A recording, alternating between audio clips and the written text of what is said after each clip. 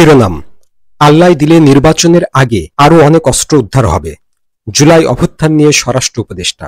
বিস্তারিত: জুলাইয়ের অভ্যুত্থানের আগে ও পরে লুট হওয়া সব সরকারি অস্ত্র এখনো উদ্ধার হয়নি বলে জানিয়েছেন স্বরাষ্ট্র উপদেষ্টা জাহাঙ্গীর আলম চৌধুরী। শনিবার দুপুরে নারায়ণগঞ্জ জেলা পুলিশ লাইনস পরিদর্শনে গিয়ে সাংবাদিকদের সঙ্গে আলাপকালে তিনি বলেন, সব অস্ত্র এখনো আমরা উদ্ধার করতে পারি নাই, অস্ত্রগুলো উদ্ধারের চেষ্টা করছি। আল্লাহ দিলে হয়তো নির্বাচনের আগে আরও অনেক অস্ত্র উদ্ধার হয়ে যাবে। আসন্ন ত্রয়োদশ জাতীয় সংসদ নির্বাচন নিয়ে তিনি বলেন, নির্বাচনে সবচেয়ে বড় ভূমিকা রাখেন রাজনৈতিক দল ও প্রার্থীরা। তারা সহযোগিতা করলে নির্বাচন সুষ্ঠুভাবে সম্ভব। আইনশৃঙ্খলা বাহিনীর লজিস্টিক ঘাটতি নেই। এদিন তিনি আদমজীতে র‍্যাব ১১ সদর দপ্তর পরিদর্শন করেন। সেখানে ভারত থেকে বাংলাদেশে পুশিন বিষয়ে বলেন, যারা প্রকৃত বাংলাদেশি তাদের আমাদেরকে নিতে হবে, কিন্তু রোহিঙ্গাদের ফিরিয়ে দিচ্ছি।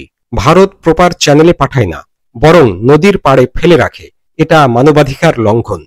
রাজনৈতিক পরিস্থিতি নিয়ে তিনি বলেন, যে ঘটনা ঘটবে তার সত্যটা জানানোই আমাদের নীতি।